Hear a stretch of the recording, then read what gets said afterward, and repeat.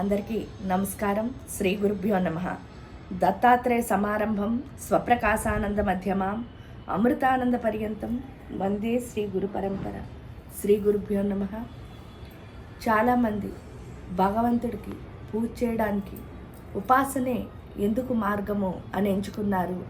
ఉపాసన చేస్తే ఆ ఉపాసన దేవతలా ఎలా మారుతాము, అసలు ఉపాసన అంటే ఏంటి అని తెలుసుకోవాలి. ఎందుకు అంటే ఉపాసనతో ఏమవుతోంది అన్నది తెలుసుకోవాలి. అంటే అసలు మనం దేవుడితో ఎలా ఉండాలి. ఎందుకంటే పూజ చేస్తేనా అంటే నవవిధ భక్తి సూత్రాల్లో పూజ చేయడం ఒక భక్తి అయితే, స్తోత్రం చదవడం ఒక భక్తి అయితే, వినడం ఒక భక్తి అయితే, చెప్పడం ఒక భక్తి అయితే, ఈ విధంగా బోల్డని భక్తులు చెప్పారు.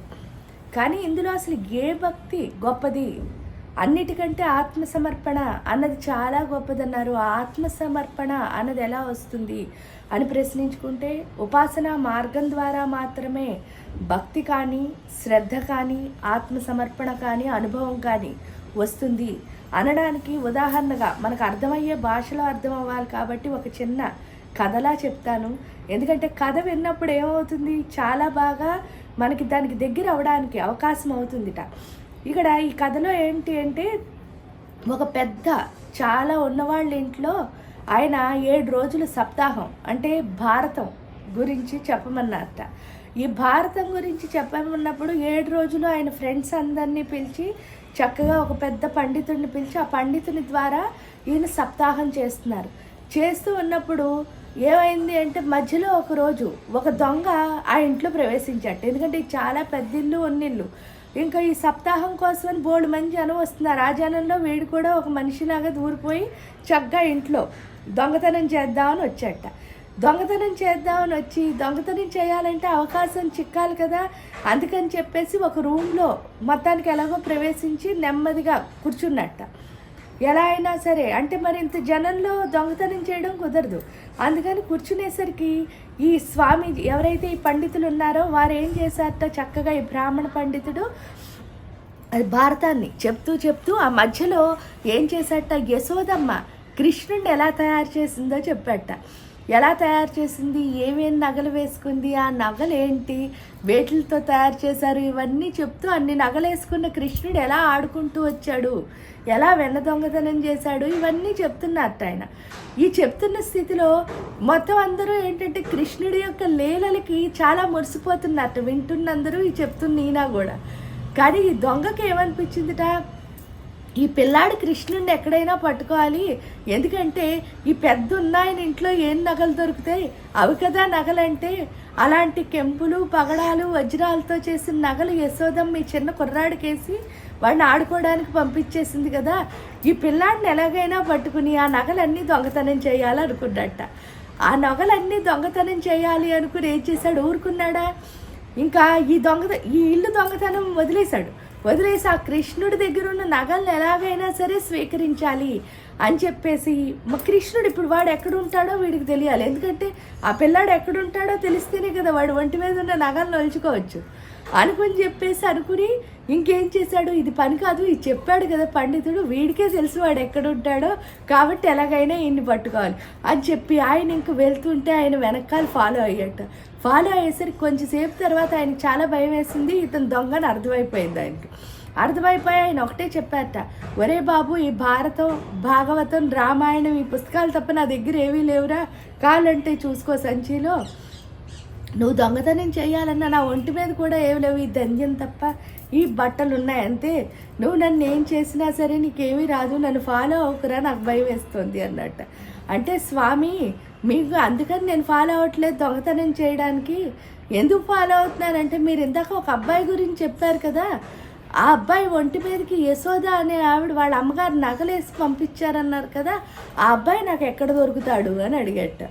ఎక్కడ దొరుకుతాడు అని అడిగితే అప్పుడు ఆ పండితుడు వీడిని ఎలాగైనా వదిలించుకోవాలి అన్న దాంతో ఆయన ఏం చేశారట, ఒరే బాబు, బృందావనం అని ఒక ఊరు ఉందిరా, ఆ ఊర్లో యమునా నది పారుతూ ఉంటుంది. ఆ యమునా నది ఒడ్డుకి రోజు 2 అబ్బాయిలు వస్తారా. ఆ అబ్బాయిలు, ఒక అబ్బాయి తెల్లగా ఉంటాడు, రెండో అబ్బాయి నల్ల అంటే నీల మేఘశ్యాముడు అంటే నీల అంటే మబ్బు ఏ విధంగా ఉంటుందో ఆ రంగులో ఉంటాడట. ఆ రంగులో ఉండి తెల్లని వస్త్రాలు కట్టుకుని ఆ యమునా నది దగ్గర తిరుగుతూ ఉంటాడు వాడు. ఇంకో ఇంకో అబ్బాయి తెల్లగా ఉంటాడు. ఎవరి ఈ నల్లని మబ్బుగల రంగున్న ఎవరి చేతిలో అయితే పిల్లనగ్రో ఉందో అతనేరా నేను చెప్పిన అబ్బాయి కృష్ణుడు. నువ్వు అక్కడికి వెళ్ళి ఫైండ్ చేయి, ఎందుకంటే ప్రతిరోజు అతను అక్కడ తిరుగుతూ ఉంటాడు.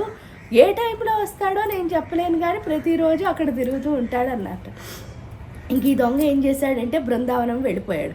బృందావనం వెళ్ళిపోయి ఏం చేశాట, ఒక చెట్టు మీద కూర్చుని ఎప్పుడు ఈ పిల్లలు ఇద్దరు వస్తారా అని వెయిట్ చేశాట. వెయిట్ చేస్తే ఆ టైం నిజంగానే వచ్చింది. ఆ బాబు వచ్చాట. ఆ బాబు వచ్చేసరికి ఈయన ఆల్రెడీ చెప్పారు కదా, నల్లని మబ్బుగల రంగు ఉన్న అబ్బాయి చేతిలో పిల్లనగ్రో ఉంటుంది, అతనే కృష్ణుడని. ఆ పిల్లనగ్రో ఉన్న అబ్బాయి దగ్గరికి వెంటనే ఆ చెట్టు మీద నుంచి గబగబా దూకి, ఫస్ట్ దూకినప్పుడు ఏంటంటే ఎలాగైనా వాడు ఒంటి మీద ఉన్న నగలన్నీ ఒలిచేసుకుందామని దూకెట్ట. దూకి అసలు కిందకి రాగానే ఆ బాబుని చూసట. ఆ బాబుని చూసిన తర్వాత ఇంక వీడికి ఆనంద పారవస్యం వచ్చేసి అసలు ఇంక అలా చూస్తూ ఉండాలని ఉందిట. అలా చూస్తూనే వాడిని చూస్తూ అలా ఆనందంగా మునిగిపోయి చివరికి ఏమైంది అంటే కొంత టైం తర్వాత ఆయన కనిపించడం మానేశాడు. ఈ బాబులిద్దరూ కనిపించలేదు. కనిపించకపోయినా సరే వీడు ఆనందం పోలేదు. అలా ఆనందంలో మునిగిపోయి చివరికి కొంచెం సేపు తర్వాత ఏంటి అంటే ఆయన భుజం మీద చాలా బరువు అనిపించిందిట. ఇదేంటి నా భుజం మీద బరువుగా ఉంది, ఇప్పటి వరకు ఈయన ఆనందంగా ఉన్నాడు, ఏం తెలియలేదు. ఎప్పుడైతే ఆ మబ్బు విడవగానే ఏమైందిట అంటే ఇక్కడ బరువుగా అనిపించిందిట భుజం మీద.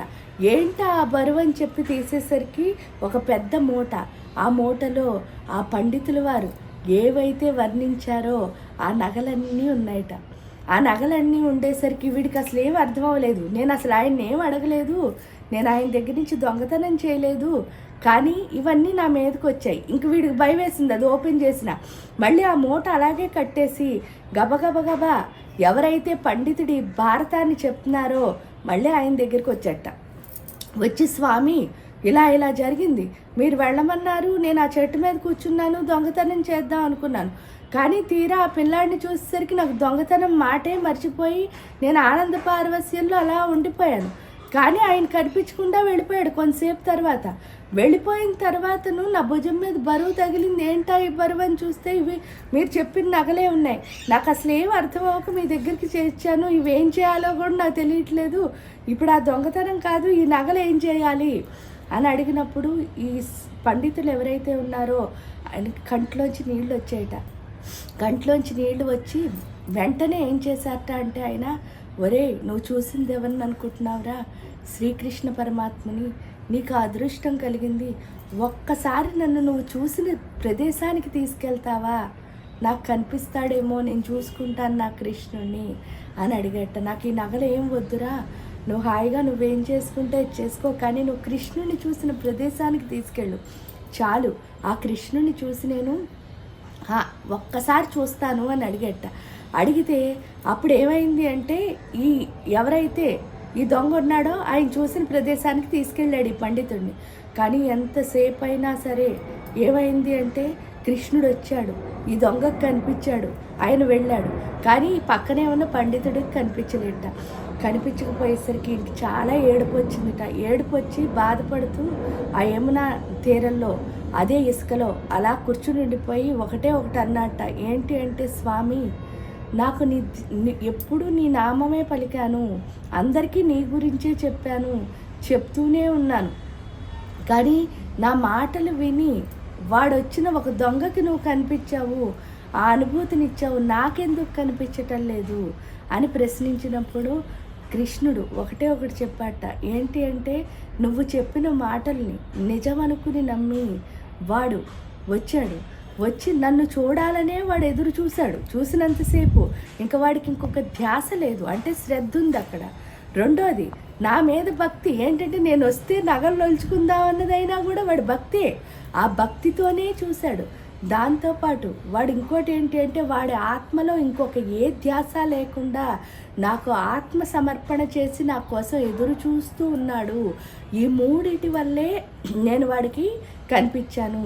ఏంటి అంటే మనం ఎంత మాటలు అంటే దేవుడి గురించి ఎంత గొప్పగా చెప్పాం, ఎంత గొప్పగా విన్నాం, అన్న వాటికంటే కూడా ఎంత గొప్పగా సాధన. ఆ సాధన ఏంటి అంటే దేవుడికి మనకి ఒక లింక్ని ఏర్పాటు చేసుకోవడం. ఆ లింక్ ఏర్పాటు చేసుకునే పద్ధతి ఓన్లీ ఉపాసన ద్వారా మాత్రమే సాధ్యమవుతుంది. అందుకని ఎంత మంచిగా ఉపాసన చేసి ఆ దేవతతో ఒక కనెక్షన్ అన్నది ఏర్పాటు చేసుకుంటామో ప్రతి క్షణం వాళ్ళతోనే మనం ఏమవుతాము అని అంటే పూర్తిగా కలిసిపోతాం, లయం అవుతాం. ఎప్పుడైతే పూర్తిగా వాళ్ళని మన లోపల లయం చేసుకోగలిగామో అప్పుడు తుదికి వాళ్ళ లోపల మనం లయం అయిపోతాం. ఆత్మసమర్పణ అంటే ఏం లేదు, ఇంకొక ధ్యాస లేకుండా ప్రతి క్షణం నిశ్చలంగా ఆ భగవంతుని రూపాన్ని మన లోపల చూసుకోవడమే. అది ఎవరైతే చేస్తారో వాళ్ళకే దేవుడి యొక్క కనిపించే స్థితి అన్నది కలుగుతుంది. ఎందుకు అంటే మనం ఆత్మసమర్పణ చేసినప్పుడే అనుభవం అన్నది కలుగుతుంది. ఆ అనుభవం సాధన ద్వారా మాత్రమే సాధ్యం. అందరూ చక్కగా శ్రీ విద్యా ఉపాసకులై వాళ్ళ ఆత్మ సమర్పణ చేసి చక్కగా ఆ అమ్మని అనుభవించాలని కోరుకుంటూ అందరికీ నమస్కారం. శ్రీ గురుభ్యో నమః.